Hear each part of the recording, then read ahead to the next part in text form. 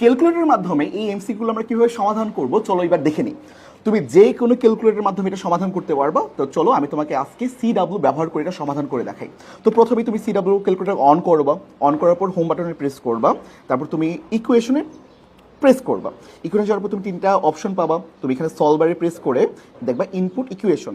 তোমাকে কোশ্চেনে দেওয়া আছে X plus one by X equal to 2√2। এই ইকুয়েশনটা তুমি এখানে ইনপুট আকারে দিবা। তো কী লিখবো? এক্স প্লাস 1/x ইকুয়াল দেওয়ার জন্য তোমার শিফট প্লাস এই বাটনটা প্রেস করলে আমরা ইকুয়াল পেয়ে যাব। 2√2 আমরা পেয়ে গেলাম, দিয়ে দিলাম, আমরা ইকুয়েশনটাকে ইনপুট করে দিলাম। এখন আমরা এটাকে সলভ করব, তার জন্য আমরা এক্সিকিউটে প্রেস করব। EXE তোমাকে এটা ইনিশিয়াল ভ্যালু চাবে x = 0। তো আমরা অলরেডি 0 দেওয়াই আছে। তারপর আমরা এটাকে এক্সিকিউট করে দিব ওকেতে প্রেস করে। এটা ওয়েট করলে আমরা এক্স এর একটা মান পেয়ে যাব 0.414। তো এটা অলরেডি আমার ক্যালকুলেটরে স্টোর হয়ে থাকবে। তো এখন আমরা কি করব? আমরা এবার আবার হোমে প্রেস করব। হোমে প্রেস করার পরে আমরা এবার ক্যালকুলেটরে নিয়ে যাব মোডে। এবার আমরা এটার মান বের করব। এটার মান আমরা এখন ক্যালকুলেশন করব। অলরেডি কিন্তু আমার এক্স এর মান স্টোর হয়ে আছে। এখন আমরা কি করব? এই এক্স দিয়ে তার উপর স্কোয়ার দিব প্লাস 1/x² দিব। তারপর আমরা এই এক্সিকিউটে প্রেস করে দিব। প্রেস করলে আমার মান পাচ্ছি 6। তার মানে এটার মান হচ্ছে আমাদের 6। খ নাম্বারটা হচ্ছে আমাদের কারেক্ট অ্যান্সার।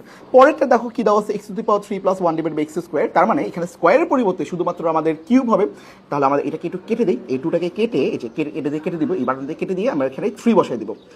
তার পরবর্তীতে আবার এই 2টাকে কেটে আমরা 3 বসাই দিব। সেম এক্সিকিউটে প্রেস করে দেখব যে আমাদের 14.1421 পাচ্ছে। বাট এখানে দেখো আমাদের এখানে 22√2, 16√2 এমন করে মানটা দেওয়া আছে, ডেসিমালে কিন্তু দেওয়া নাই। এখন আমরা একটু চেক করব যে আমার আসলে কোন মানটা হবে কারেক্ট অ্যান্সার। তো আমরা আবার মনে করে হচ্ছে অন করে দিলাম, অনে প্রেস করে সবগুলো মুছে দিলাম, বা এসিতে প্রেস করে আমরা মুছে দিব। এবার ট্রাই করব যে 22√2 আসলে কত।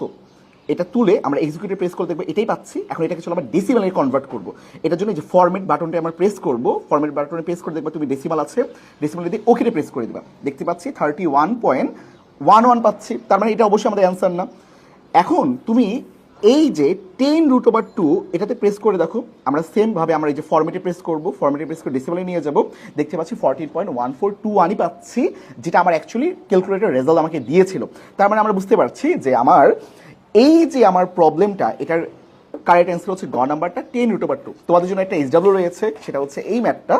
এটা একটু তোমরা তুলে রাখো, তুলে আমাকে এই কমেন্টে জানাও 1-এর জন্য কারেক্ট অ্যান্সার কত, 2-এর জন্য কারেক্ট অ্যান্সার কত, এবং আরও জানাও পরবর্তীতে তুমি আসলে কোন ক্যালকুলেটর দিয়ে এই এমসিকিউ হেক্সগুলো দেখতে চাও।